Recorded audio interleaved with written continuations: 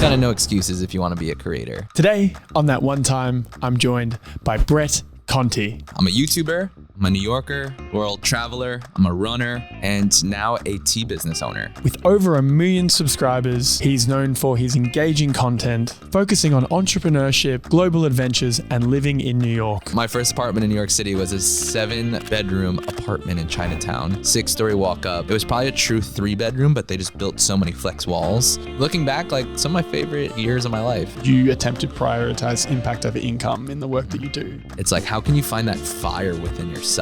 I can do something that's going to change people's lives. And the reason why I do that is just because it's what motivates me more. Where for starting this tea business, plan is to try to publicly do $1 million in sales, then build a school in Asia, hopefully where my stepmom is from in Cambodia.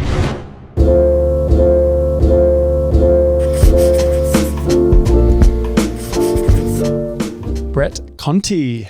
Yeah, thanks for having me. I'm excited to get into this. Let's kick it right off. So, you've mentioned in the past that your father was a big driving force into what you wanted to do with business and life, and the potential, the fact that you've got a different path of life. So run me through what the relationship's like with your dad and how that's impacted you on your journey as an entrepreneur and a content creator.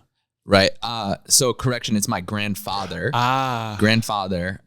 He was very entrepreneurial, president of a big textile company. And it was the first time I really got to understand what, I guess, entrepreneurship was through him as a little kid. And again, this was 20 years ago where, you know, my grandma didn't work and she just traveled around the world with him for work because he was in charge of international sales. So he would be in Japan or in Germany or in South America and come home with these cool souvenirs for me with all these crazy stories of being in Tokyo, pointing at some type of fish he wanted to eat in the restaurant. They'd go kill it and they'd cook up the sushi right there in front of him. And I just always thought it was the coolest thing in the world. So to me, that was like, that's what I want to be. I want to do what he does. I didn't even understand what he did. I didn't even know what textiles were when I was 7 years old, but I knew that I wanted to be able to live a life where I could have all these incredible stories like he's able to have. Okay. And how has that then moved you into kind of the content creation world and explaining that to a potentially conservative and traditional, you know, guiding force in your life? Yeah. So my dad, he's very, like you just said, like more conservative, more like interned at IBM and is still there 40 years later. Wow. And he helped get me an internship at Morgan Stanley, and I was studying finance, and I did that for 2 years and then was going to go there full time potentially, but decided to say no. And I became a burger delivery boy. And, you know, it was a great job because I got to work on my business I was starting during the day. And then I'd do that at night and, you know, make enough money to survive. And I would say that, though, was probably my biggest motivation because he was just trying to be a good dad and just didn't want me to be, you know, a bum and have to support me potentially if I can support myself. So I understand where his mindset was at. But for me, I knew that was never going to happen to me. I knew that I was put on this planet to do something that was very challenging, pushing the limits, and I wasn't gonna, you know, give up and kind of go down this like normal trajectory. So I would say having my dad was like a big motivation to prove to him and myself that I can do something extraordinary. Did you not want to let him down? I didn't want to let him down. I definitely like wanted to prove to him because I guess I didn't think I'd let him down. I was like, I know I'm going to do something with my life with this entrepreneur direction. Yeah. This was even like kind of pre-YouTube a little bit. It started to happen around this time, but I knew for a fact that I was confident in myself that I would figure it out. So it was more like, all right, I need to do this quick because I need to pay rent, and also I need to get him off my back. Because he kept being like, oh, why aren't you going to get a job? There's a job opening in this tech company or over here, Microsoft. And I'm just like, Dad, I'm doing this. Yeah. Where do you think that confidence came from? That's a good question. I don't know. I think I've always been a little bit crazy. I was a big skateboarder growing up. I probably devoted more hours than most humans to like one given thing. Like what I did to skateboarding growing up, it was literally like before school, after school, traveled around the country. And I think with that, where there's no coach, you are your own coach in a sense. So I think just like having challenges and doing competitions and then proving to myself that I can do these things that I almost didn't believe I could do gave me more confidence. So to reiterate, like I always believe that's like where confidence I've noticed comes for me is setting out goals that I almost kind of don't know if I can do and then doing it. And then that just keeps it just going where I get more and more confidence every time I do one of those things. Okay. Have you had any time periods where you've really had your confidence knocked, and then how did you get out of that? Yeah, I mean, there's definitely been periods of my life where I'm like, oh, damn, like all my friends are like living financially free at 24, 25 with these jobs that I should have taken. I'm out here delivering burgers and making little vlogs that make $20 on AdSense and trying to start this clothing company. So there were periods where I was getting in my head, and I'm glad I experienced that then, because now that I've started multiple businesses, I just know how to react to those things. I know how emotional or how important mindset is to doing a big goal. So as far as like what I did to get through it, I think just having deep conversations with myself and knowing that if it's something I really want, that I'm the type of person that will die trying, or to a sense of like, I will give it everything I've got. So I think just having deep conversations with myself and just knowing that this is what I was put on this planet to do. How do those conversations look? Are you writing? Are you just like thinking about it? You're talking out loud into a voice note app? I'm a New Yorker, and even just like living here in Manhattan for so long, I've found certain spots that are remotely quiet where there's a little bit of peace. And I would find myself going there a lot and just journaling, just thinking, like laying down in the grass and just like looking up at the sky and just, again, like literally talking in my head or writing it down and trying to almost have, it was almost like there was like Brett and then an alter ego, like talking to one another. So I don't know if you've ever had moments like that where you like literally ask yourself for advice. And that's kind of how I feel like I got through those difficult situations, was literally going to myself for my own advice. Cause I feel like whenever we do have a big challenge that we're trying to get through, we know the answers for the most part that are like deep within. And sometimes you just like need to get it out of you. Okay. That's a wild start to the podcast. We're getting deep. Nice. Well, I want to, so to let people know kind of a little bit more about you before we dig back into all of that, if you could give an elevator pitch of who you are, what you do, and how you're contributing to the world, what does that sound like? So I think first and foremost, most people know me from my YouTube videos, where I have about 900,000 subscribers, but I'm a content creator, storyteller, get to work with a lot of brands, get to travel the world. I'm at about 75 countries now. Nice. And then also have started a couple businesses, from clothing, skateboarding, some food stuff, now a wellness tea business. And I would say contributing to the world through content. Even right now I'm doing a series of trying to do a build in public of my new company that's hopefully to have my audience learn about starting a new business so they go after their dream, whether that's start a business or, pursue some type of acting or whatever that career is. And also with the business, the plan is to try to publicly do $1 million in sales. And I'm going to then build a school in Asia, hopefully where my stepmom is from, in Cambodia. Nice. That's a great goal. Thank you. Thank you. What made you want to go down the philanthropic part as well in this business? My goal has always been to like build this school in Cambodia, especially like where my stepmom is from. I don't know if you know this, maybe you do because you're from Australia, but a lot of Americans don't know about the genocide, the Pol Pot genocide in Cambodia that happened 45, 50 years ago, not that long ago. And they killed like a third of the country. So obviously want to kind of bring awareness to that history, but also do something to give back. And hearing the stories from my stepmom and the rest of her family and how a lot of them fortunately didn't make it. And then going there multiple times to Cambodia, I've gotten to meet with organizations and even go to some school openings. So I told myself, I'm like, I'm not dying until I build a school there. So it's just a way to bridge my motivation for building this business and also to give back. The company's actually called Beleaf, but spelled Beleaf. So our slogan is begin with belief, but also like everything begins in the classroom, like when we're young. So it's kind of like bridging the brands all together to fit this storyline, but it's also just something I really want to do. Yeah. And I know I'm going to do it one day. Good. Is the tea from Cambodia? No, it'll be sourced from all over the world because it's not just like black tea or green tea. They're all blends. So like there's like 6 to 7 ingredients. Some are from India, Sri Lanka. Some are from South America. Like we have yerba mate, and some are guayuso, which is in Ecuador. So it is sourced from all over the world. Okay. Jumping into your recent feat of Mount Kilimanjaro. Pretty wild. Dude, anyone listening right now needs to do Kilimanjaro because it wasn't that difficult. I think about like 60 to 70% complete it. Like we started as 5 and 3 of us only made it.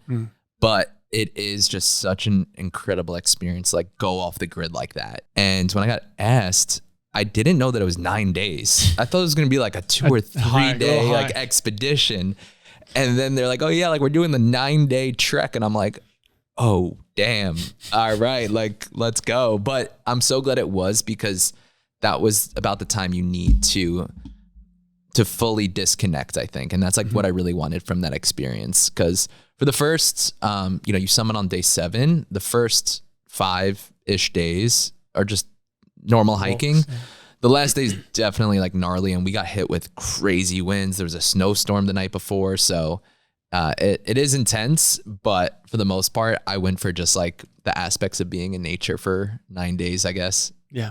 Nice. On that note, the isolation from like the digital world and distraction like leads us to some self-reflection that can be very impactful. So what were some of the like significant insights and realizations that you had about life or your direction or generally during the climb?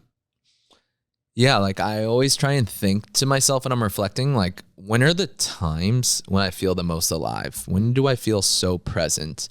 And with doing Kilimanjaro, it felt like the entirety of the 9 days of doing it, I just felt so in the moment. And I think that's why I loved it so much and would highly recommend anyone to do that. Because yeah, you have no phone, you have just the clothes that you're wearing or in a little bag and some soup. So I don't know. I just soup felt in a bag as well.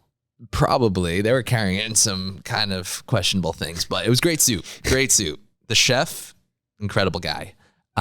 But yeah, so just like reflecting and being like, wow, I don't have any of the things that I have in New York, all these crazy like bikes or cars that I love, I don't know, or phones or all these gadgets that we think make us happier, where in reality, having pretty much nothing but nature is when I felt the most alive and happiest. What do you think it is about that? Again, I think everyone's pretty much aware of how great cell phones and social media is, but also the downside negatives of it.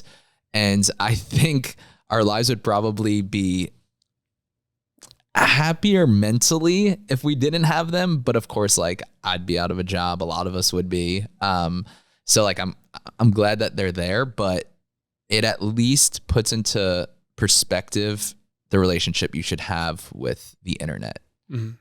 So that's at least what I came back knowing, where I was just like, oh my God, like if I can just have more of a headspace like I did when I was in Kilimanjaro in New York City, the complete opposite environment, I would be a much happier person. How do you reconcile the job that you do and knowing that your peak happiness comes from the lack of the technological media that you're a part of? So I think, again, like I think that people need to be held responsible who are content creators. I said this in our hot takes or in our rapid fire where I was like only speak when you have something to say. And that might sound a little bit aggressive, but what I mean with that is be responsible as a creator and put stuff that you're passionate about that you think will uplift the people viewing. So with me, I do think I have a responsibility to tell stories and share videos and, do things that I hope will improve people's lives. At least that's the goal that I go for. Whether again, like trying to do this business in public, like I want people to be entertained, but also leave learning from that video and feel good and be like, I want to go start my own business because Brett just taught me some cool tricks about how to do it. So again, I think a lot of creators need to be held responsible for what they're putting out there into the world and not be on that negative side that's just putting out so much nonsense. And I do think like comedy and stuff like that is good for the world. And, there's a lot of people that I follow where it makes my day sometimes, like getting that escapism and not thinking about something else and be like getting a good laugh out of it. But just try not to post garbage if you're a creator out there. What about with the creators that are just starting that actually haven't yet found their voice, and maybe they are posting garbage because they don't have, like, they need to build up the skill? What would you put that in a different bucket of content? Yeah. Again, what I said, I don't mean it to be as aggressive as it may sound, and like do highly recommend like keep trying, especially if you're like trying to be a creator for the right reasons or on like a cool topic that you're so passionate about that will make other people happy, then like go for it. But I guess now just like I go on Instagram Reels and it's a lot of like, I don't know, videos that don't need to exist. Yeah. And it's mostly from some creators that are just doing it for views. Yeah. So if you're a genuine creator that does feel like they want to share with the world their perspectives, then go for it, even right now. So this is actually day one. I'm doing a 30-day daily vlog series until launching this new Beleaf business, the tea business. And again, like it's a lot of content. It's going to be posting every day, but my goal with it is to be responsible and make sure I'm hopefully only posting stuff that leaves people feeling good after they watch it. Do you edit yourself? What's the process of doing your daily vlog? Like, run us through the tech, the process, the editing, the uploading. Yeah. So I usually only post once a week, which is honestly already hard enough. But I use a Sony A7C, which is a compact small camera, but has a flip screen, and then have a good a 7200, but also a 16 to 35 that I use for vlogging. And as far as editing team, I do have people helping, but for the daily vlog series, it's going to be me editing some. I have someone helping. He's American, but he lives in Thailand, so the time difference is good. And we're also going to be a couple days ahead, but I'm definitely going to be sleeping about only 6 hours a night at max, and early mornings and like wrapping up the editing. Because something I've learned as an entrepreneur is, someone once told me this and it's always stuck with me. They were like, write down 30 things a day you do, and only pick the 3 things that you do best and try and outsource as much as possible for the rest. And I do think I'm a good editor, but I realized where I excel is in other aspects of making videos. So I do have help with editing, and they take it about 80 to 90% of the way. And then I still put the finishing sauce on it. So it's still the same vision that's up here. Yep, that makes sense. And I saw you walk in, you had your little tripod, and is there a specific reason why you use that tripod? It's like a PGY Tech. I never heard of the company, but they make like a great little nunchuck of a little bar. So you can hold grab. it and you can like put it down. Exactly, yeah. Okay. So you can grab onto it nice, but then fold it out. And it hooks on the thing. Conversations can be like, we're doing this, and then like the Casey Neistat vibe where he just like he had like the bar things or whatever, the Joby Pod. Okay. But I feel like this one's a lot more sturdy. Okay. And then you've got your little mic on the top. Got the little mic on the top. Yep. Little dead cat. Yeah. And that's all you need. That's all you have. Like, honestly, I use my phone all the time too. I feel like people don't even notice the difference sometimes. Like if you know lighting and know to shoot like with the window facing at your face and not the other way around, like you can make your footage look really good with an iPhone. So it's kind of no excuses if you want to be a creator. Yeah, for sure. If you have a phone. Yeah, for sure. I appreciate you sharing the content stuff. I think I like to dig into some of the nitty gritties around that because it allows anyone listening to really just get a clear understanding of the simplicity of a lot of things. It's not that daunting and it's not that crazy. It's just kind of getting it done. With the vlogs, are you narrating? Are you approaching it just on like a moment in time throughout the day with a voiceover over the top, or are you just kind of keeping it as simple as possible? Yeah, for my videos I've been posting for the past 8-ish years, they've definitely been more, for the most part, like pre-produced storytelling for the most part, not necessarily like I'm scripting what I'm going to say, but I at least have an idea of the video before I go out and film it. I'm like, okay, I want this to be the first 5 seconds. Then I want to go into a voiceover to set the story and the stage. And then it'll go into like this exciting action shot. And then I'm going to talk about this. So I usually have that pre-produced where I use Notion, if you know that app. Yeah, I love Notion. Great. I'm literally on Notion right now. There we go. And then for the vlogs though, I have some ideas and like people I want to feature and like the idea for it. I even spent like weeks just like on doing the packaging and titles of how I want it to all go together. But yeah, it's for the most part, like there's going to be some narration, but for the most part, just like in the moment, just documenting and then hopefully editing it together nice. This is more of like a documentation type series. Yeah. It's not so much like I can pre-produce what's going to happen. Because a lot of it, even with launching this business, like stuff's already going wrong on day one. So it's kind of just going to be documenting how intense starting a business is. Yeah.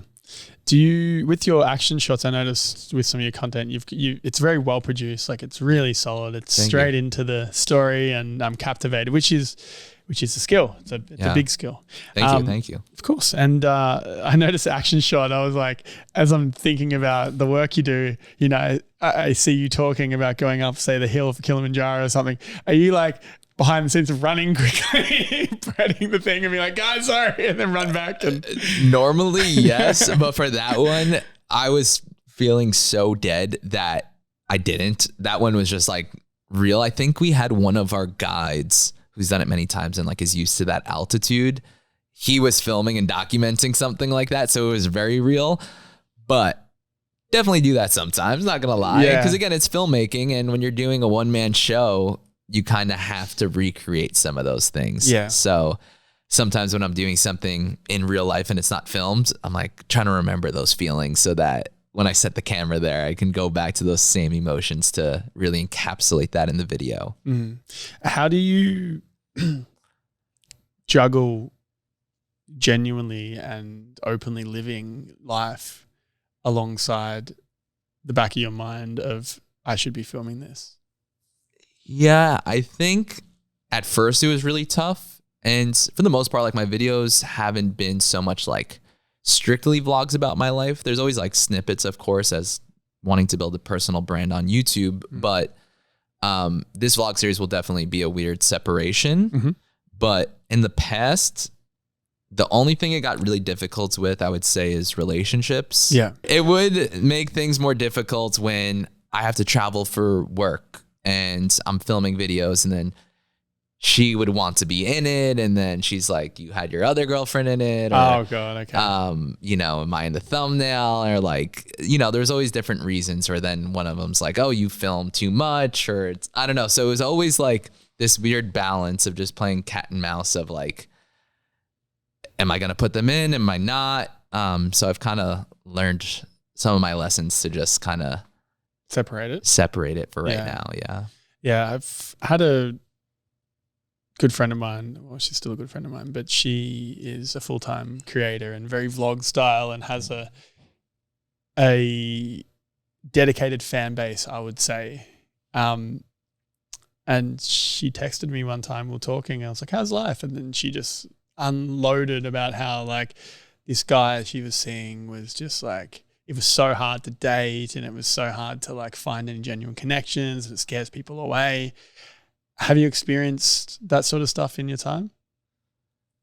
Like that guy got scared away because of what? Because of the content, and then like, you know, she's got Reddit forums about her and like, you know, anything that she meets a new boy and then it's like, it blows up a channel somewhere of like people commenting. That was the level that she's at. Wow. And I don't know, maybe she's just a unique case. Yeah. I don't think it was ever that extreme. More so just that like, especially being here in New York where there's a lot of like finance guys or people with, I guess, more big boy jobs. And I used to, like a couple of years ago when I would go on dates, I feel like maybe my confidence wasn't fully there, but I feel like also like YouTuber wasn't as prestigious as it might be now.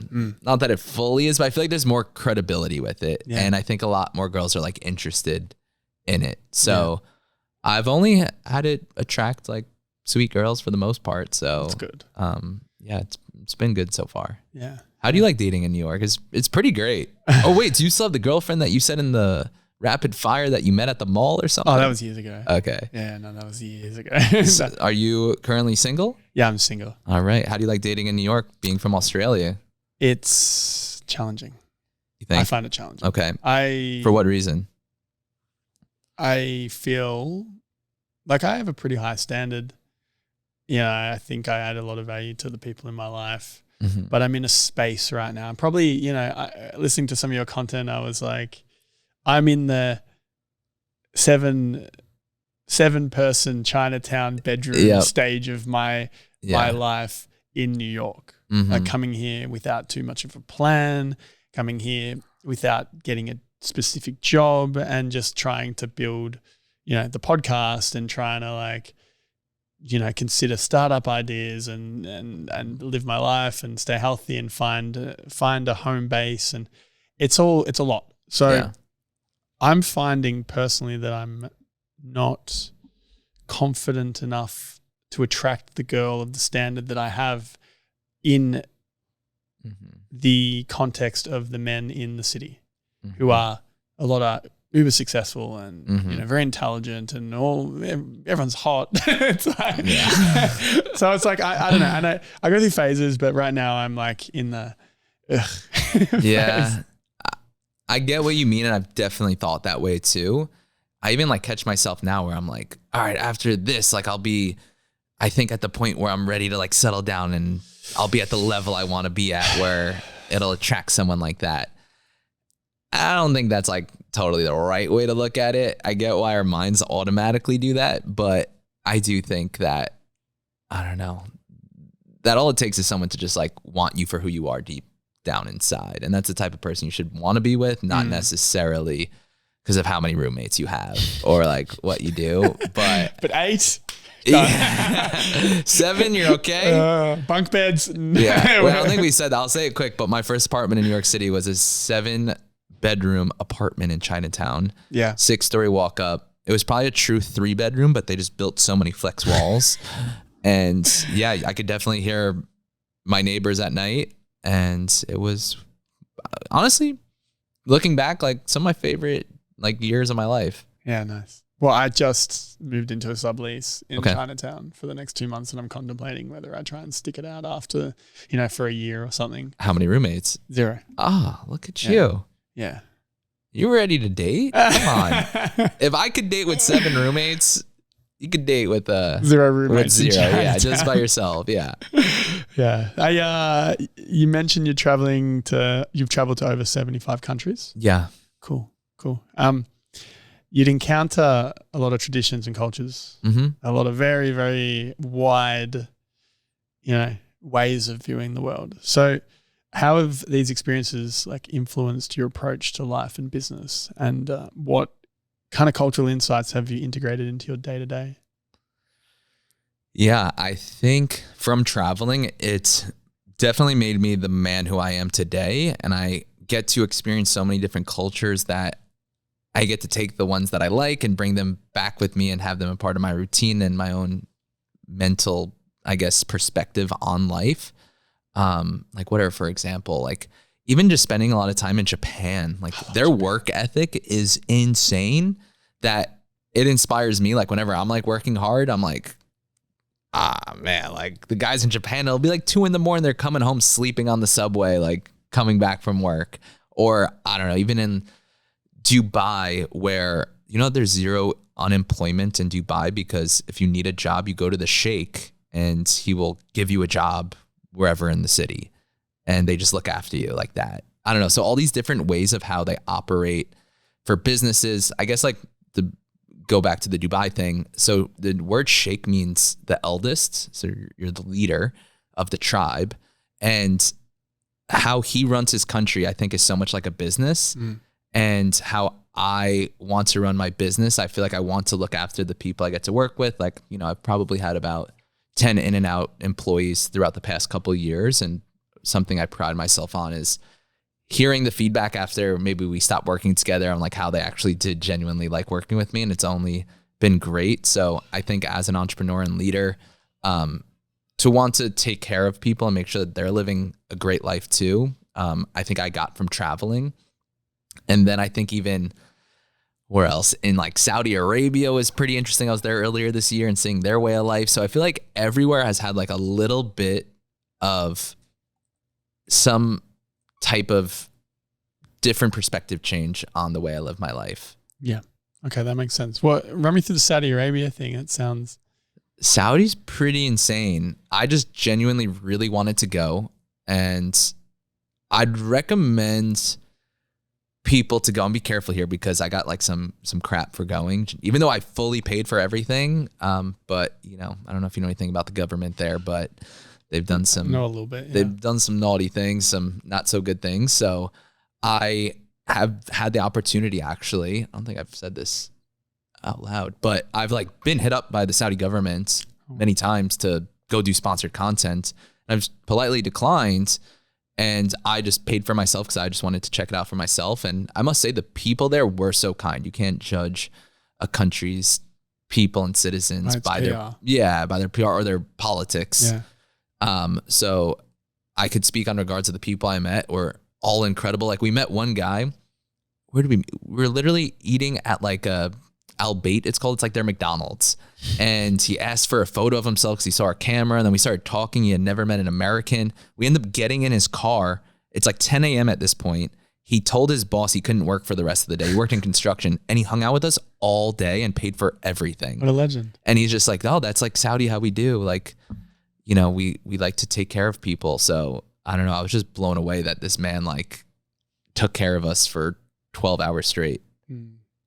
What does that say around, I guess, what you're potentially told by, you know, as an outsider not looking into a country like that, versus what your experience is? Like, how do you reconcile those two things that are basically, it sounds like, at odds? Yeah, I definitely think you can never trust a lot of these media outlets. And some of them, like even after going there, I don't fully understand. Like a big thing about Saudi was like how they kill or imprison people who are gay. And that's why a lot of my audience was disappointed. And, you know, for a lot of the things that they've done in the past. Yeah. But that being one of them. And I asked in my video, the guy who we randomly met and spent all day with, I was like, would you recommend people who are gay to come here to Saudi? And his answer was kind of interesting. He obviously like loved his country, but he said how they could come, but just can't tell anyone that they're gay. Yeah. Which I don't know, to each his own how you want to take that. But yeah, it's hard as someone that travels to judge how these countries want to operate. I don't know. So it's such a weird thing to wrap my head around on like how I feel about it. I'm like, yeah, I don't want to necessarily accept money from your government. I know where my principles lie there. Yeah. But as far as like me going there, I still am glad I got to like hear this firsthand and learn about it. Yeah. But I don't know if we're getting too controversial here. What are your views? Let's get your opinion on this. Let's handle that. Man, well, I'm just a preface. My dad's a Muslim and I'm Egyptian. So okay. So I have a very mum's side's Catholic Christian. My dad's side's Muslim. So I'm like in the middle of both extremes. So I have basically I can't get cancelled. The internet will find a way. Okay, best friend. You know, I'm like, yeah, no, I'm good. So I don't know, man. I think that it's never as black and white as it seems. And if you come to a conclusion that is black and white, you'll probably find something that creates some cognitive dissonance around most things, because the world is not black and white. So I guess the focus is probably internal more than anything. Like focus on, you can be like, oh, fuck Saudi Arabia. That's going to be the tag. It's going to be in the trailer. Or, because of XYZ, but that doesn't really solve anything. Yeah. There's still problems and challenges with those communities locally. And there's probably so many problems and challenges in your own head that it's probably where you should start. Mm-hmm. People have a lot to say and don't do much. That's what the conclusion I've come to All right. over the years with this sort of stuff. So, and it's analogous to, have you heard of the Man in the Arena speech? Refresh my memory. I'll see if I can find it. Man in the Arena. So this was Theodore Roosevelt's Man in the Arena speech, where he says, "It's not the critic who counts, not the man who points out how the strong man stumbles or where the doer of deeds could have done them better. The credit belongs to the man who is actually in the arena, whose face is marred by dust, sweat, and blood, who strives valiantly, who errs, who comes short again and again, who spends himself in a worthy cause, who at the best knows in the end the triumphs of high achievement, and who at the worst, if he fails, at least fails while daring greatly, so that his place shall never be with those cold and timid souls who neither know victory nor defeat." So whenever I hear of people just like talking shit, I think, cool, what are you doing? Mm-hmm. Yeah. And if they don't have anything, whatever. That's my response. But now I'm cancelled. There we go. Yep. It's been real. Thank you. Welcome. This will be your last podcast. Yep. Anyway, so we digress. Just quickly though, I love doing this podcast. If it's positively impacted you in some way and you would like to support us, please subscribe. By subscribing, it allows us to build a much bigger base of listeners, which results in better guests, better production, and a better show overall. Alternatively, please take a look at the affiliate links of the products that I use and love in the comments below, and consider purchasing using those links. They'll give you a discount, and they'll also provide the podcast a small kickback. These are two very easy ways for you to support us as we continue to grow the podcast that we absolutely love doing. Thank you for your support, and now back to the episode. I want to jump back into the entrepreneur stuff. Okay, let's do it. You mentioned that you like to take care of the people in your life. How do you take care of them? What's an example? I guess so. Actually, like my first hires ever was in 2017, 2018. His name's Chris, and we actually still get to work together today, which is incredible. Chris was an intern for the first summer, and he actually got my attention by sending me drunk Snapchats, watching my videos while he was in school at the local club in Gainesville. So I'd always be like, "Oh, that's the drunk college kid sending me Snapchats of him watching my videos." That's so random. Because I used to post. So when I first started YouTube, I used to post every day, and I would sometimes post late at night. So he'd be like, "Brett, I'm in the club, but I'm still watching like notification gang."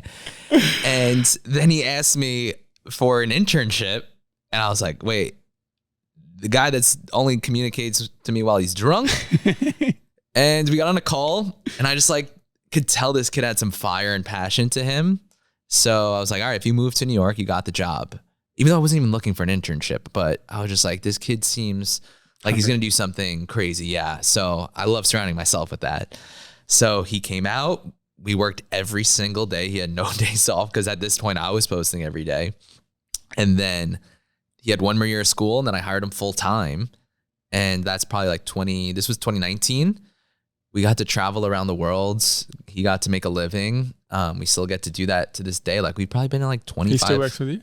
Yeah. Now he, again, like I wouldn't want someone to still be that type of position, be with me full time for that long, where like it was time for him to blossom and do his own thing. So I'm one of his clients now. Oh, okay. So he now just more has different clients. And he charges you 10x what he used to charge you. Exactly. Yeah. But we get to work out good deals because it's like, hey man, I pay when we go travel, it's like I pay for every single thing we do. Yeah. You get paid on top of it. You don't have to worry about anything. This is just straight into your bank account. Yeah. So he's still stoked, and we get to like spend a month in Bali, or we were in Sri Lanka, we were in India. He went to Saudi with me. So I think it makes me feel good knowing to give back someone that believed in me in the beginning, and also someone that, you know, has put a lot of grit into building what I've been trying to build. So there's been a couple instances like that, not as long as him, but I do like to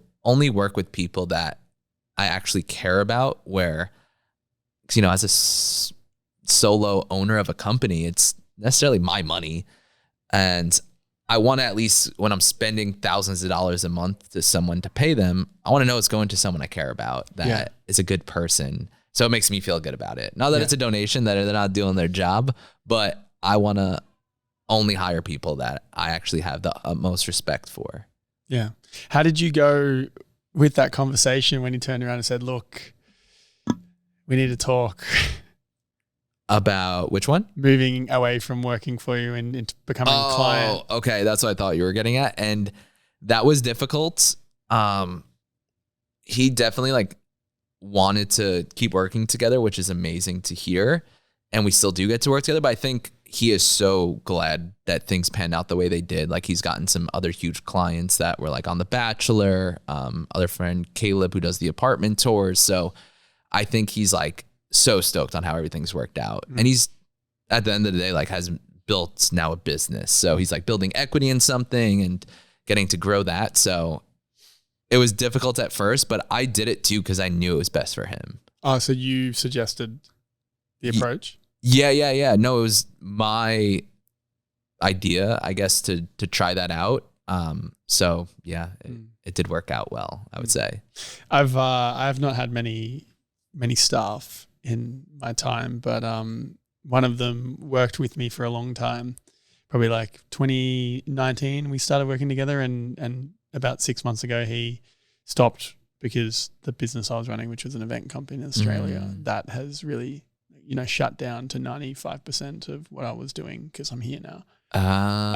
Okay. And made a few shitty calls, lost a bunch of money, and it was like, let's move on from this. Damn. But yeah, trying to run an event company from the other side of the world seems kind of difficult. I was in the other side of the world. It just made the wrong calls. But Got it. Okay. Yeah, but it's interesting to see how he's blossomed, because he was a jet, and the moment I met him, I was like, yeah, okay, this guy's similar thinking. Yeah. I was like, this guy knows what's up, and then gave him a bunch of like books to read and directions to take and podcasts to listen to, and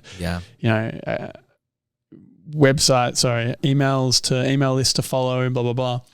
And 4 or 5 years later, he's now co-founded a company, and they're like turning over, doing like $500,000 a month. Wow. and he's going from working now you're for applying me. for honestly, his job. It's hilarious. So, and I had to reconcile that a bit. I was like, damn, this guy went from working for me for $40-$50 an hour to doing $500,000 months. Yeah. Wow. And hey, he must have learned a lot from you. Well, or I think to myself, was I just holding him back? I don't know. Yeah. I don't know. Well, it looks like it all worked out the way it should. Yeah. I do think, though, that good help is hard to find. And when you do find those people, like, take care of them and hold on to them with every might you have. Because as I've needed to grow and hire more, that's been one of the biggest struggles, is finding people who actually care. They're out there. They just need to have that same vision as you. Like, their goals need to align with my goals and the company's goals, so that they both grow together. Yeah. And it's rare, but the stars do align sometimes, and you find like those unicorns of people. So that's the one thing that I've realized throughout my years of business now, is like, when you find someone good, like, make sure you're taking care of them so that they will stick around. On a human basis, though, I worked with him and helped. I don't think I was the sole cause, but I contributed to a shift in his mindset for him to understand that like the only way he's really going to thrive is not by working for me. You know what I mean? Like I don't know if you've ever read it or watched it, or listened to it, but Naval's How to Get Rich Without Getting Lucky tweet storm. It's like a podcast.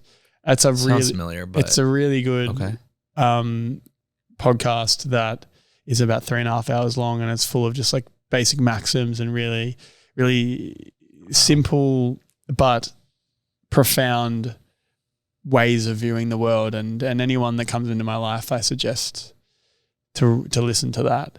And I suggested he'd listen to that. And in the thing it says, you know, you're never going to be wealthy by trading your time for money. You always have a piece. Like equity is where everything kind of builds from. Blah blah blah blah. And as I'm giving him this thing to listen to, in the back of my mind, I'm thinking, I think I'm shooting myself in the foot here. Mm-hmm. But at the core of it, like you want the people around you to make the most out of their lives. So on one hand, it sucks, but on the other hand, he's now got a much better quality of life from these ideas. So just got to kind of cop it, build some more people up and start again. Yep. Well, at least you got to, I was trying to make sure like, I'm like, I want this person to work with me for hopefully a couple of years and then I'll be ecstatic. But do want them to leave going on to doing bigger and better. Yeah. Yeah. What do you think makes a good leader? That's a good question. And that's something I am always striving to improve on. But I think one that gives credit when credit's due and go to my team and let them know where they're doing a good job and where they're not, and just being fully transparent. But I think there's a balance of like being hard on them, but also like letting them know like what they're doing is really moving the needle forward on the business and like letting them know that. So communication is probably one of the biggest things for a leader, and having, I know you just had him on the podcast, but a word that he says is tactical empathy. But I think having a good and a lot of empathy for your team is something that every leader should have. Yeah, definitely. What's an example of some time you've shown empathy to the team around you, and how did it impact? I mean, I think there's so many little things that always add up, but yeah, just like from always being there for them. So something that I've learned, and with Chris, the one who I told the stories about, one of our downfalls of working full time together was because we became so close of friends. Like he's probably like one of my best friends now, which is crazy to think that he was once this drunk college kid sending me Snapchats. But if I can have a good balance where I want to let my team know that I do care about them, that they can call me at any time, that I'm in this as much as they are. Like I want them to always see me working. But I don't know. One thing that someone told me that always stuck with me, that was good advice, was like, make sure your team always sees that you're working harder than them. Yeah. Because it's hard when like when employees are working really hard and they see the owner just out smooching and, you know, not really working as hard. It's kind of demotivating. Yeah. So I don't know if that answers your question, but those are some of my insights on running a team. What's a quality of someone who works hard, do you think? You know, I think what I look for is someone that isn't afraid to tell me that I'm wrong, and they are a master of their craft and like have spent 10,000 hours, whether it's editing or whether it's in the tea space, whether it's marketing. So I think someone that will come to me and like be like, Brett, I think you're doing this wrong. We should try this out. Those are the people that I look to and appreciate their opinion and like want them to be heard. Actually, I haven't read this book in a while, but it was by the CEO of Netflix. And it's about their culture of how like you're supposed to be outspoken on your opinions, and that's how you get promoted. And I feel like I really agree with that and treat my businesses that way too. So I would say definitely comes down to having someone not being afraid to be able to come to me and tell me when I'm wrong. Yeah. What's an example of that when somebody's kind of come to you with something and maybe you've had an initial, negative visceral response, but then it's been the right move, and how did you kind of navigate through that and get to the best outcome? Ooh, that's tough. All right. So my manager is more than just like your typical creator manager. He's someone that's on payroll every month and then does take a percentage of like the brand deals we do. But him and I work every day together, and there's been so many times where we butted heads, but he only wants what's best for me. I know that, but it's been difficult at times because we sometimes don't share the same opinions on things. So it's never been something where it's almost cost us to not work together, but there's definitely been times where I've like been stressed out after a call with him where I'm just like, I'm not doing what he said. But then like the next day I'll wake up and be like, all right, I see where he's coming from. Yeah. So there's never been any time where it's been like so bad. Not yet, at least. We'll hopefully keep it that way. Yeah. Yeah. So how do you navigate those difficult conversations? All right. This is a principle I have, and it's made me a better communicator. And I think business and relationships go so hand in hand. And it's, if something's making me feel uncomfortable to say it, or I almost don't want to say it, I know that that's the thing I have to say the most. So whether it's you don't want to tell an employee that they're doing something wrong, or you have to fire someone, or you don't agree with them, sometimes those are hard to have, but those are the most important things to communicate. And same goes with a relationship. Yeah. How did you go about building those communication skills? Were there any impactful books you read to kind of build it out, or just like doing the reps and feeling uncomfortable? More just getting yelled at by ex-girlfriends, honestly. If I'm being completely honest, but I think it made me a better person, a better businessman, a better partner. But I don't know about you, but it does just feel like, relationship and career are the two things that are variables in our life, because obviously family, we don't get to choose, but they're the two things that a lot of our decision making has to go to. And I've learned so much from one that applies to the other. Yeah. Have you noticed that too? Yeah. So yeah, something where I'm like, oh yeah, I learned by getting yelled at by this ex-girlfriend about not communicating something that, when I need to communicate to an employee or something like that, or a client, I should do that. Even though I'm having those feelings of like, I don't want to have this discomfort of that conversation and don't want the controversial convo, but those are the ones you need to have.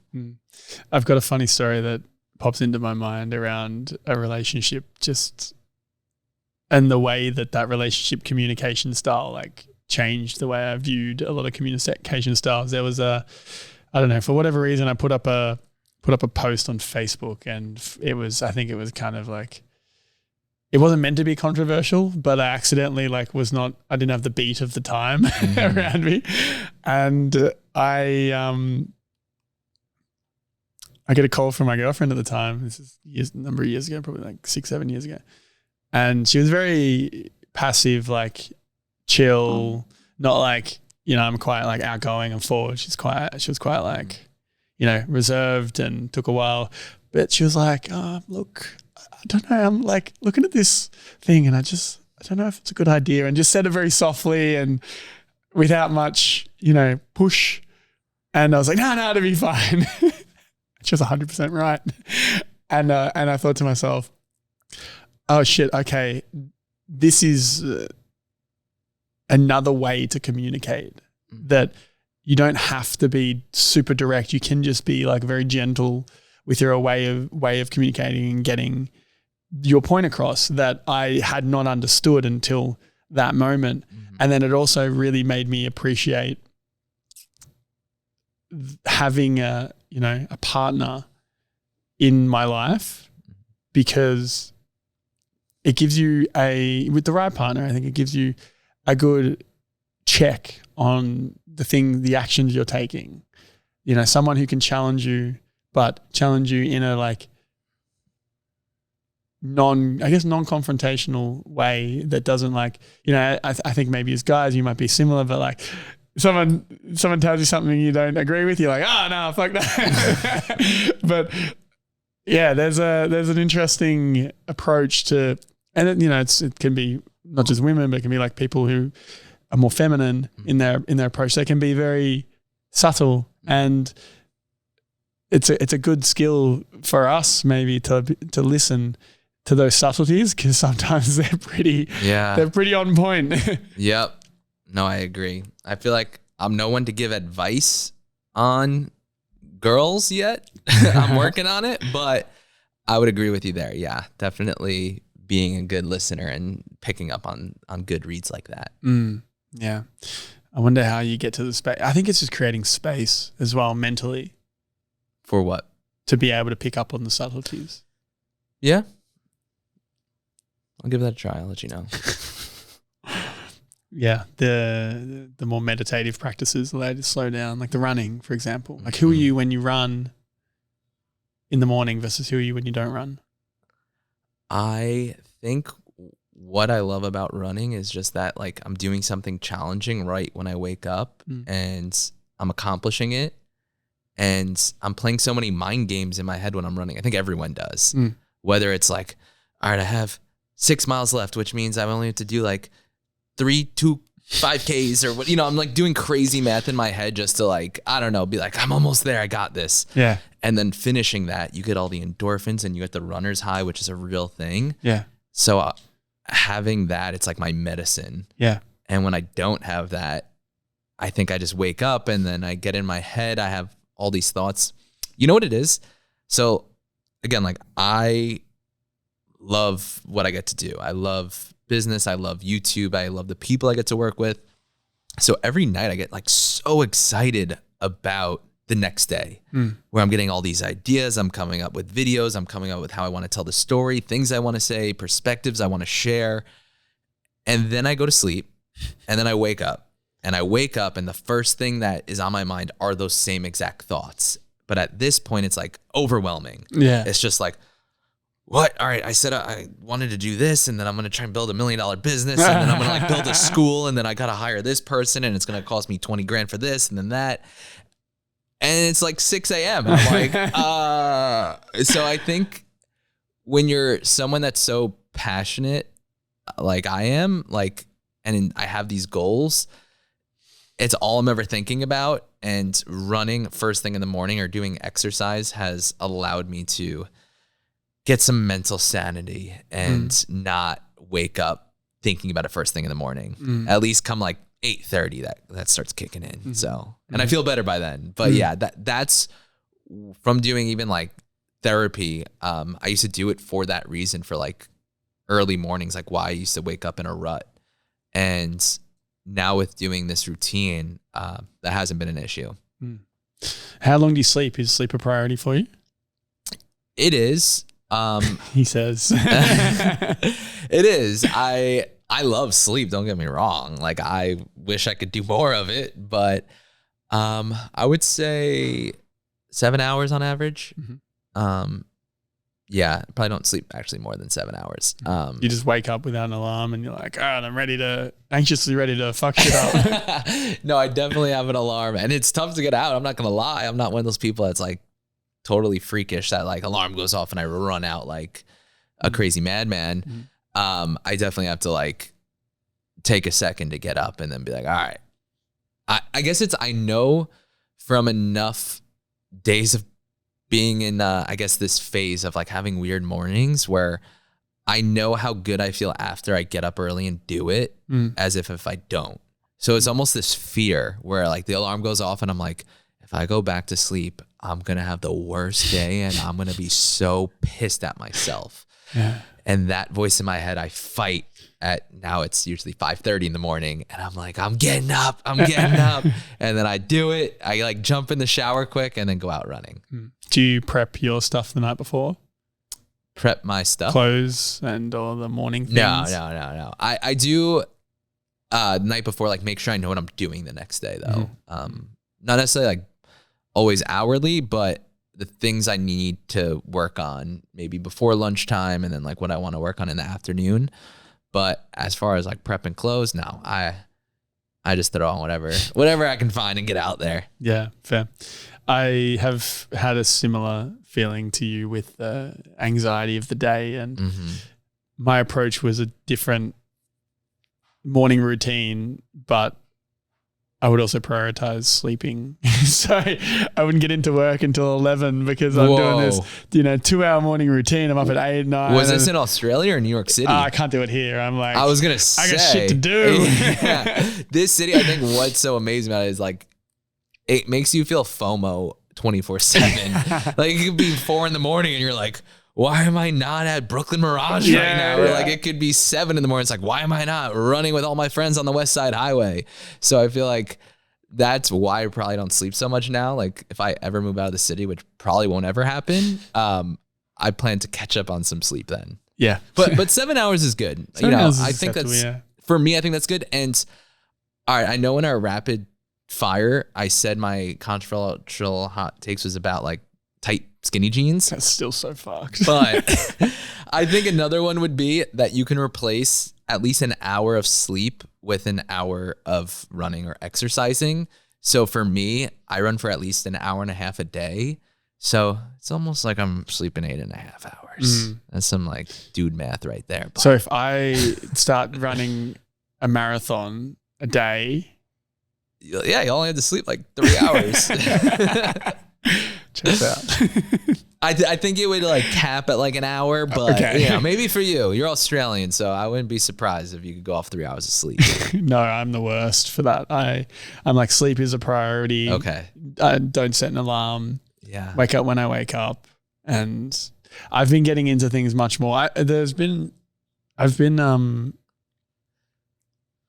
planning out my day the night before. That's been really helpful. So I just, even if I don't do anything with it, just getting like a notepad, like an A5 notepad. And I just, every task I'm going to do for the day, like I'm waking up, getting sun, drinking water, having a shower, getting into X task, going here, getting into Y task. Do you check them off? And then I just through the day, I like try and check them off. So you like wake up and you go and cross it off? Yeah, it's weird. All right. It's a new thing. All right. And it's, there's been nights where I'm feeling quite anxious, like you've said, because I'll get anxious at night in preparation for the day. And then by doing the process of doing this, it's like, okay, here's my day.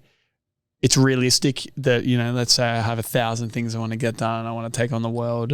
But the reality is here's the day. And what am I going to do in the day? Like, what are my opportunities to do things throughout this day? And what am I going to plug into each point where I can actually do some work? And what's the priorities and what's not the priorities? And it really like makes it clear you've only got so much time. So what are you going to do with that time? And then with that, it begins to de-stress the overall kind of like scattered vision of the world.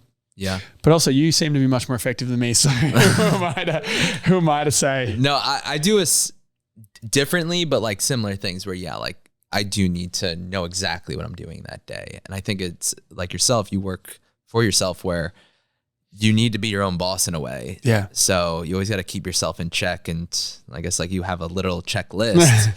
For me, I guess I just more like schedule it in. Yeah.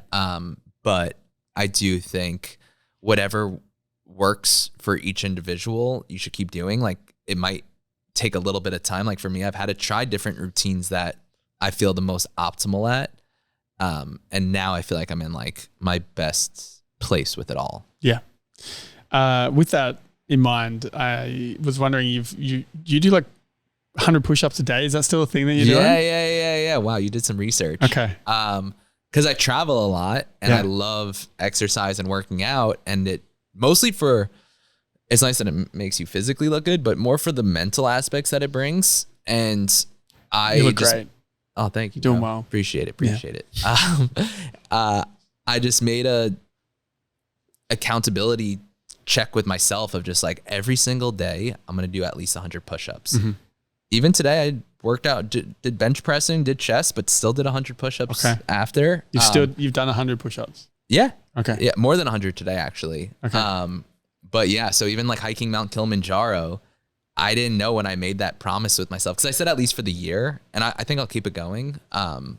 But doing Kilimanjaro, I was like, I'm doing it at the summit. I don't care if I can't breathe. And I did it, made it happen. But yeah, I think it's good to have accountability with yourself, but also even like something I've noticed is having accountability partners is also really good. I don't know if you have any friends that, you know, maybe do something kind of similar, but for me, I've noticed having accountability partners who are my friends and holding each other accountable has helped both of us achieve our goals. And even with this daily vlog series, the point is for the audience to be my accountability partner in a way where it's like, I'm going to do something every single day to get closer to launching this business, even if the craziness of life happens, which it always happens for all of us. So I have to go to Berlin in like 30 hours. I'm running the marathon. Yeah, nice. Speaking of running. Have you run a marathon before? Yeah. I did New York. Okay. So this will be my first international one. Nice.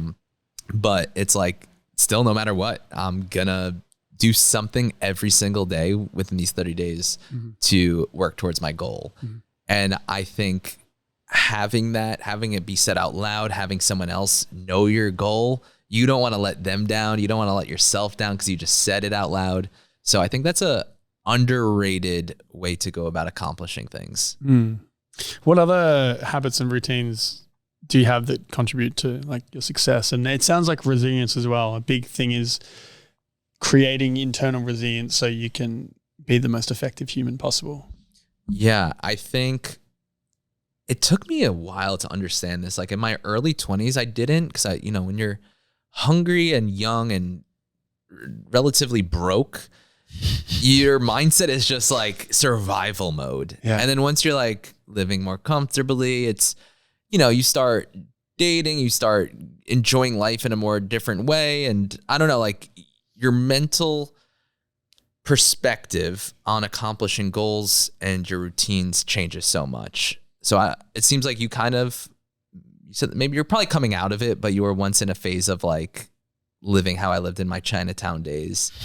So it's funny, I was in your current phase and then I made a few interesting and not ideal decisions in my business and now moved to the other side of the world. And now I'm in the Chinatown phase. Wow. So I've gone the other direction. Laugh, but that's pretty wild. It's like I'm in the little bit of success, blow it up, start again arc, of those stories. I feel like you have a similar perspective to me that I always remind myself of, and it makes it more fun, which is literally think of everything you're doing in life as just like having fun with it. Like whether it's something so mundane or so difficult or something you don't want to do, I've noticed just how to like change my mind and perspective on it, on how to turn this into a fun experience that I do want to do. What's an example of that? So at first it was running. I'll go into like the business, but at first it was running. I hated running. I couldn't run 2 miles, then signed up for the marathon with 2 months to train and somehow fell in love with it and did it. So I think with business though, I don't know. There's just like so many ways to like not even trick my mind, but just change my perspective of like, oh, I don't want to go through all these tea samples, or I don't want to do this, but I don't know. I'll just like find some fun way to like dance through it to make a song. I don't know. Like I feel like whenever anyone who's worked with me knows, like I always try and have as much fun as possible while we're doing it. I only like to hire people who have fun doing what they're hired to do. So I don't know. I think it depends on the unique situation, but always try and like turn everything into fun. Like, it would suck if you had to wake up and work for 10 hours a day doing something you hate. So yeah, it's the mindset shifts are so powerful. And do you know what I'm talking about? Because I feel like you probably have a similar mindset, just of like how we both like to just like laugh and have fun. But I could see you even how you're talking about going kind of backwards in a way, but it's just like, you know what? I know that this is what I have to go take a step back to take a giant leap forward. So I think you're probably in a better mindset. It's a constant battle. It's taken work. Yeah. I understand the point you're making, and the mindset thing is a battle sometimes. Yeah. Maybe I should just be running more. Run. I think running will help. Run away from your problems. Run towards them. Run straight into them. Yeah, 12-minute miles. Yeah. Hey, respect for speaking in miles and not kilometers. I don't know what that means. I don't have any idea about the translation of that, but I think it's slow. I actually have no idea. What did you say? 12-minute miles. 12. Yeah, that's really slow. Yeah. That's what I thought you said. But you have on a lot of this stuff, it sounds like impact is very important to you. Yeah. And you've mentioned in the past you attempt to prioritize impact over income in the work that you do. So could you elaborate where this philosophy comes from and how it's guided your decisions as content creator and an entrepreneur? Yeah, I don't know where I came up with that saying, but it's something I probably think of on a daily basis. And I guess even my first business that I started in college, it was a clothing company that I was sewing all the product myself in my dorm room. Because again, my grandfather had a textile company, and I donated like all the money I made. I was like a college kid. So it was like a couple $100 to helping the less fortunate who didn't have homes that winter with like beanies and sweaters and stuff like that. And that was like a huge motivation for me. And it pushed me to do things that I probably wouldn't do if it was just for money. Yeah. If it was like, I need to sell all these items or create all these items or sew them just to make some money, I couldn't find that fire within me. So pretty much every business I've ever had has some type of give back behind it. And the reason why I do that is just because it's what motivates me more. Where for starting this tea business, what's going to motivate me to get $1 million is the fact that I'm going to get to build a school in Cambodia. So I think for each person, again, like I feel like some of the trend with these conversations has been like achieving goals. It's like, how can you find that fire within yourself? For me, it's giving back. That's the thing that I think now that I'm in a place of being financially free, it's hard for me to get motivated to make a couple $100,000. It's more like I can do something that's going to change people's lives. So it sounds like your philanthropy began before you even had much money to be philanthropist. Is that the word? Yeah. I mean, I didn't even know what that word was when I started, but yeah, I think I always wanted to do something that like contributed to the world and like made it a better place. So did you give back even when you didn't have much money yourself? Yeah. And then I like learned about those sayings of like, you should take care of yourself first and then help others. Cause I mean, I was living in a college dorm room and had free meal swipes in the cafeteria. So I was fine. Actually, me and my best friend, Bobby, used to go into our cafeteria. And when we were like giving out the clothes, we would take all the sandwiches that were left over and give them out to people in the streets of New York. So yeah, like, I don't know. I've always just felt such joy and like fulfillment in doing stuff like that like helps other people. Do you think it's an externalization of your goals and reasons why you're doing it that makes it more motivating? Elaborate on that.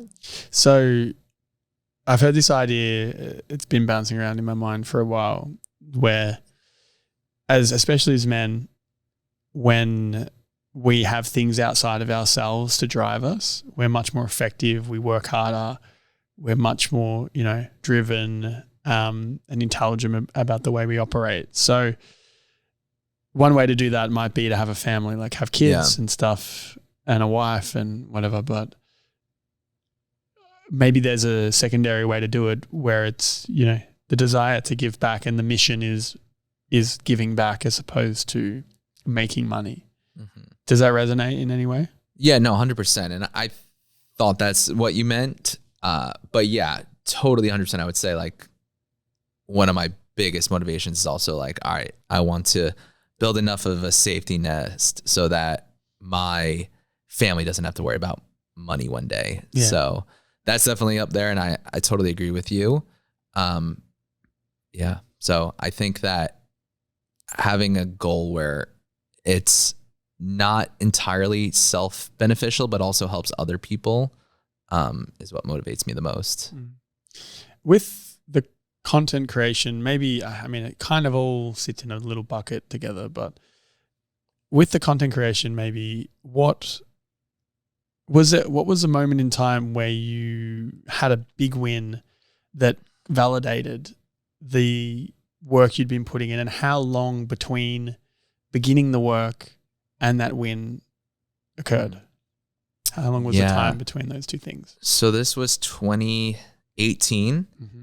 I was, I've done like daily vlogs at this point. I've been doing YouTube I've had it since years. Yeah. So, well, I've had the YouTube channel since 2006. Yeah. Like the year it was made. Yeah. I was always like a weird kid. My first video was solving a Rubik's Cube. My second video was a tutorial on how to do a backflip.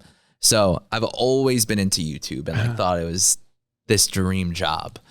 But to go back to your question, I was doing YouTube for probably 2 years religiously and like didn't make any money from it. And then I got an opportunity by Sony where they would pay me $10,000 to go to Thailand to film a video for their newest camera. And $10,000 when you're broke in 2018, you're like in your early 20s, that was $1 million, it felt like. So that was the first time I think my dad was like, oh shit, like there's potential in this YouTube thing you're doing. Yeah. And from there on out, it's kind of been like this uphill growth. Did you feel nervous when you had that first opportunity that maybe you weren't cut out for it? No, I was at this point again, like I was definitely like locked in. Me and my best friends were like all just so nuts and like just so fired up. I like brought my best friend Bobby with me to go and film it. And like, have you ever heard of this term called mushin? I'm definitely saying it wrong. It's like a Japanese word in martial arts that means to not think. A state of mind which is free of thought or emotion, such as anger, fear, and gives a person total awareness. So it's pretty much where you're in the zone and you're not thinking about anything else. It's all about mindset. So for me, the flow state. Got it. And that's exactly how at this point I totally felt. And that's how I'm feeling again recently with launching this new business of just like having no distractions, and I'm not even allowing my mind to think of those negative or doubts. Because of course we all have doubts. Like that's how our brains are programmed to work. Like they pop up, but if you can control them or try your best to keep them out, you'll be in good shape. But at this point, I think, it was just strictly like excitement and just like, I'm in the zone. I am 100% of my energy is going towards that. I also had nothing else going on in my life as far as like now it's like juggling multiple different things. Back then it was just like, I'm giving 110% to this project. Do you think that the juggling of different things makes you ineffective? Yeah. But that's why I'm trying to like incorporate them into one thing. Like I'm launching a business, but doing it as my content too. So it's not like I'm necessarily like, and I'm only going to be posting more.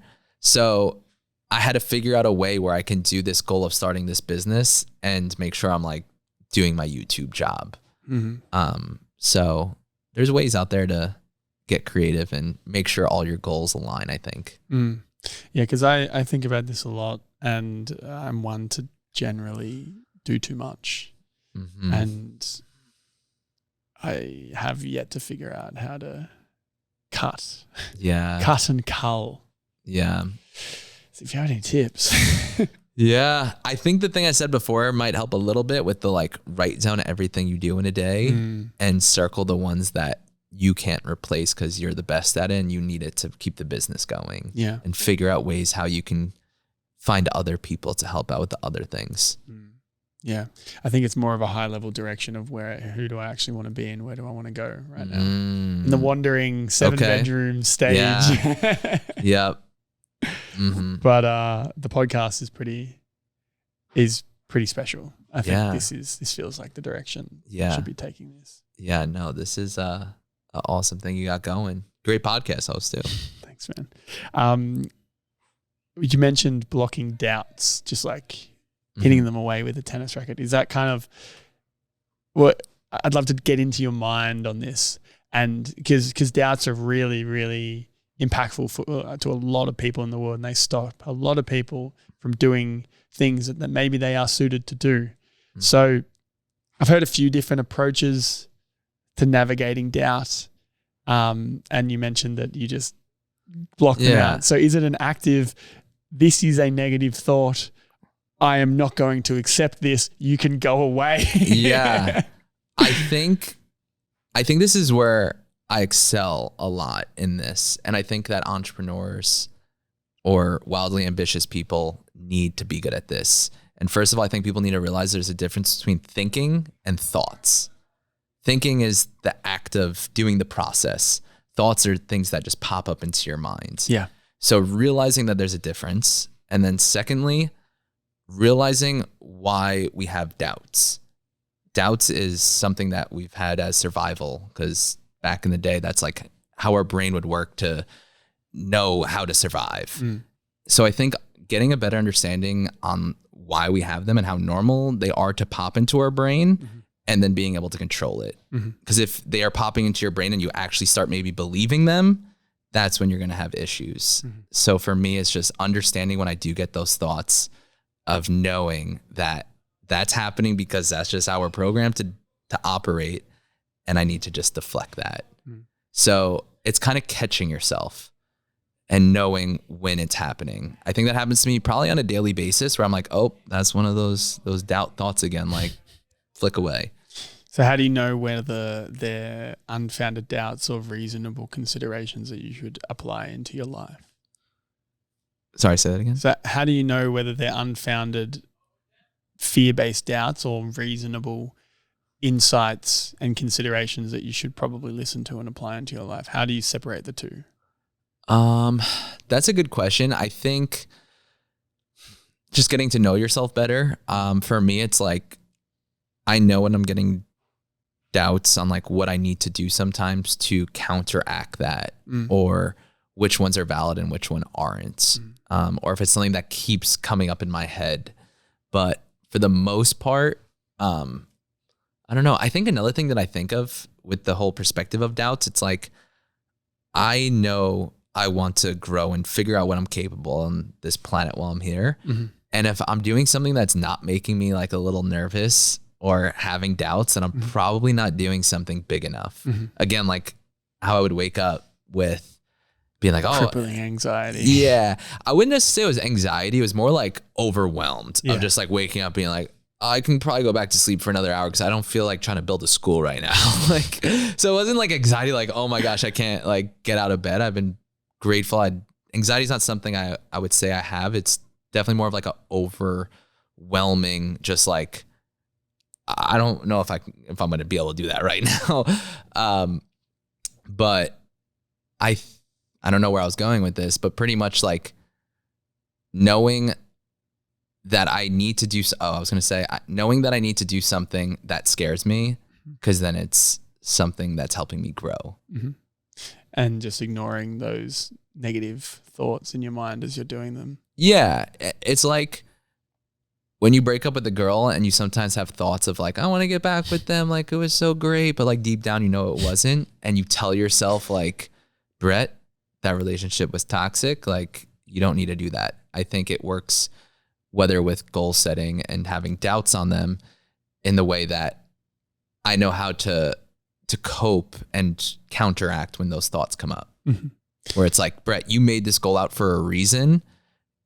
You're going to do it. Like you didn't just come up with this out of nowhere. Like this is something you've been talking about for months. This is something that you really want to do, whether it's you want to run a marathon, whether you want to start a business and you're having those doubts of like, why did you do this? You shouldn't have done this. You should back out. But again, you need to revert back to like why you did it in the first place. Yeah. Starting with why. So I would love to tap into a few general philosophical questions before we wrap up. All right, let's go. What views do you have that would make most people either scratch their head or get angry? I think kind of what I said before of you can replace an hour or two of sleep with running. I think I have more energy on the days that I've slept 6 hours but ran for 2 hours versus the days I've slept 8 hours. And ran for no hours.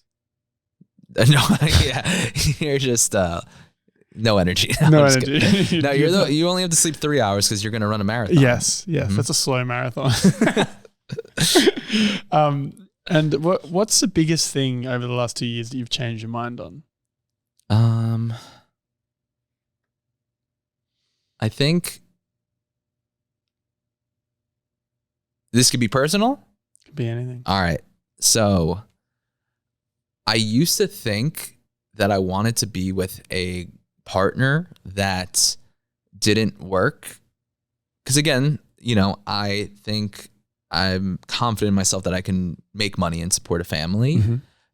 And not that I want to be someone that's always away from my family, but I was like, oh, it'd be nice to be with someone that could be their job. Mm-hmm. Kind of like the more traditional way of living. And then I realized that I don't want that I think I'd get along best and have a happier life and family and healthier if I was with someone that was also ambitious, where that could be one of the things we bond over. Mm-hmm. Not necessarily go into business together, but have it be something that we can talk about and that they're smart and I can bounce ideas off of and get their feedback. So I would say that's probably the main thing where I've switched my mind.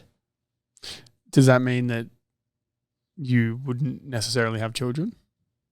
Oh, no. I definitely want to have kids one day. Yeah. Mm. So, yeah, I mean, I want to date a woman who is ambitious career-wise. Yeah. And you can still have kids. Like, I was raised by a single mom who didn't, who worked full-time. So, yeah. Okay. That makes sense.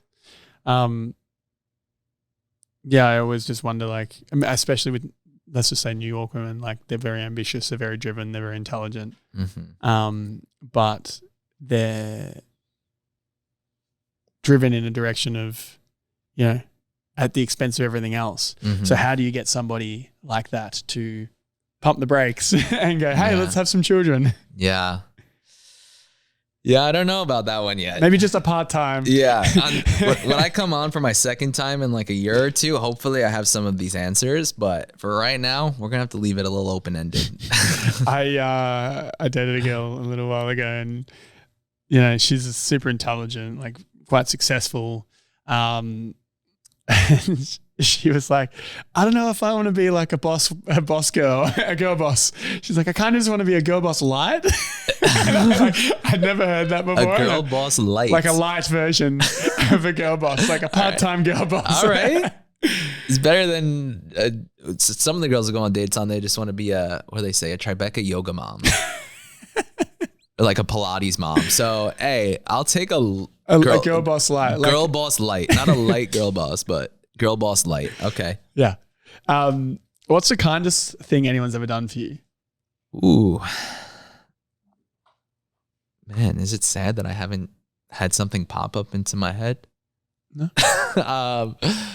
Let's see. No, I do have an incredible family that I feel like obviously have thrown like great birthday parties for me for, but I don't know. I feel like, I don't know. That's a really good question. Do you have anything that someone's done for you? Yeah. Let's hear it. Yeah. I'll give you some time to think about yours. You have to come up with an answer. All right. I'll come up with something. So one of the kindest things I think is my good friend and editor, Joe Fowler. Mm-hmm. In 2022, I didn't really know him very well. I put up a story saying, I'm going to come to New York. Anyone got any recommendations? He sends me a message. We start talking. He's like, I'm in New York. Let's hang out. And I said, great. And then I said, where do I find an apartment? Like, where do I find a hotel? Blah, blah, blah. I was only supposed to be for 4 days. He says around Soho, Lower East Side. And I begin to look and realize everything is like $600 a night. And I thought, oh shit, that's horrible. So I said to him, hey, it's really expensive. What are your thoughts? And he said, hey, why don't you sleep on my couch? So I didn't really know him. Mm-hmm. Spoken twice. And he let me sleep on his couch. And that process alone, that decision alone led me to have the space to stick around for nearly 6 weeks because I ended up staying on his couch for like 3.5 weeks. Wow. and then finding a sublease, and then meeting his mutuals, who then got me opportunities. It then allowed me to invest in venues, and then now I'm here. So that act alone changed the trajectory of my life. Wow. Yeah. Shout out to Joe. That's our mutual friend. Yeah, that's our mutual Great friend. Great guy. Okay. I've had a couch situation too. So my sister was definitely the first person I thought of where I'm like, she's done so much for me, and now I try and like repay it back to her.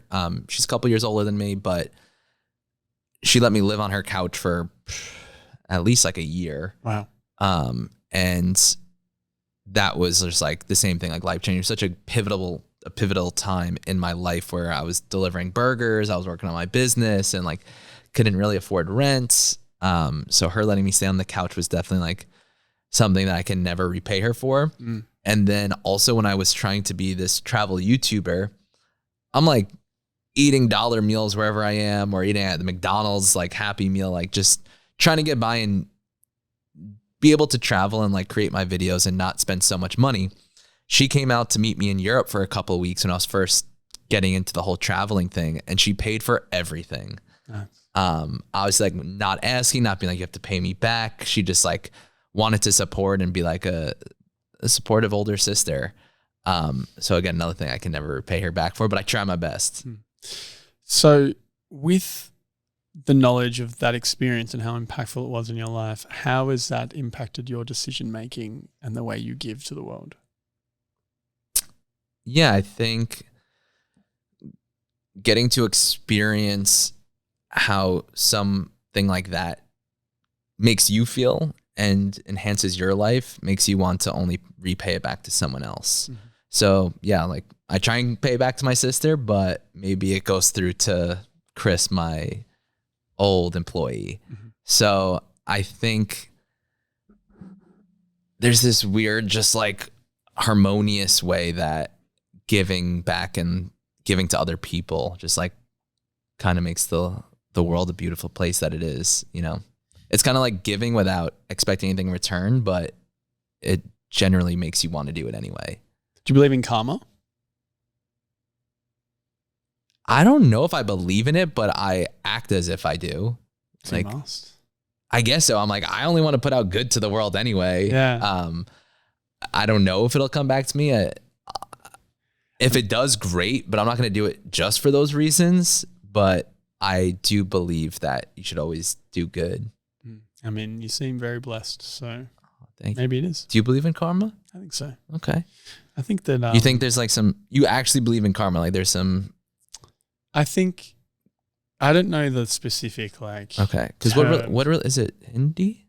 I don't know. I've never really looked it up, but I just know the concept. Okay. Let's see. Buddhism. The sum of a person's action in this is this and previous states of existence viewed as... Well, that made no sense. A destiny or fate following as a cause and effect, as an effect from cause. So basically, I think it means like the decision. I think that didn't explain shit. Well, we have the exact Wikipedia definition though now. But my definition of like, say, karma is that, and I try and practice this, but I'm not always perfect. Everything around us is some form of energy. Everything you see is like, this is an atom with, this is going to sound like very esoteric, but this is an atom with energy, and these atoms are moving constantly. We're constantly turning over energetically. We're breathing in air. It's creating like energy, like changes in energy, the food we eat, the electromagnetic fields of our body that exist and how they interact with one another, and like the vibe that you get from somebody. I think it's all an energetic exchange in one way or another. Mm-hmm. So if you can actively and consistently come out of a place of positive energy with positive intent on those energetic exchanges, hopefully that positivity goes out into the world in a certain way, and then naturally it just changes. Maybe it changes the mindset, as you said, changes the way you make decisions, and that little ripple effect of that little deed that you do changes you as a person a little bit. And each time you do that, you become a little bit better of a person, a more effective human, a more considerate human. And then that changes the decision making, and that changes the way people respond to you, and then therefore like the karma, in quotation marks, improves. That's kind of where my head's at. If that does that make sense? Yeah, I get where you're coming from. Okay. Yeah. I don't know. That's just my little guess on the idea. If you could recommend one book, say podcast, or an experience for somebody to read or do that, but the preface is they can only do one thing to have the most impact on their life, what would it be? I think the 4-Hour Work Week I'll stick to. I think that's a book that I've read multiple times. That's really been a good textbook on opening my mind up to that type of lifestyle with like an instruction manual on how to do it yourself, which is really cool. Yeah. Okay. And if you could know the absolute truth to one question, what would it be? Ooh. I would say, how far away is the closest planet with life on it? What do you think? I think it's probably a couple million light years away, but what's that in miles? I could run that. I could run that. I could have negative 1 million hours sleep. Exactly. I like the way you're thinking now. That's my last question. So negative 1 million hours sleep, 100,000 billion light years away in miles. It's a good way to end it. So is there anything you're excited to let the listeners in on? Yeah, I think if you guys are interested in this type of conversation and perspectives, posting every day on my YouTube channel right now about launching Beleaf Tea. So just my name, youtube.com/Conti, and follow along on this cool project I've been working on. Nice. And the last question for today is, what do you think the meaning of life is? Whoa. I feel like that's a whole other podcast episode. I think we were put on this world to obviously procreate. I think to make it a better place and not leave it worse than when we got here. And I think it's a combination between making sure you're happy, but also doing some type of impact on it. So yeah, that's it in like a short thing. I feel like you could really go deeper, but we'll leave it at that. Okay. Brett, thank you. Adam, thank you so much, man. Thank you for your time. Thank you for your energy. Thank you for coming on that wild little journey with us. Yeah, that was a wild one. Yeah. This has been nice without my shoes on too. Thanks for letting me let them out. Yeah. It's all comfort. This is my lounge room at the moment. Yeah, I'm going to hang out for a little bit. I'm going to take a nap in the back. Please. There's been people that do that. And yeah, look, if anyone's made it this far, thank you. If you liked it, if you liked the episode, please subscribe, give it a rating. Let us know your thoughts in the Q&A or the comments. We'd love to hear from you. Till next time. Thanks, guys.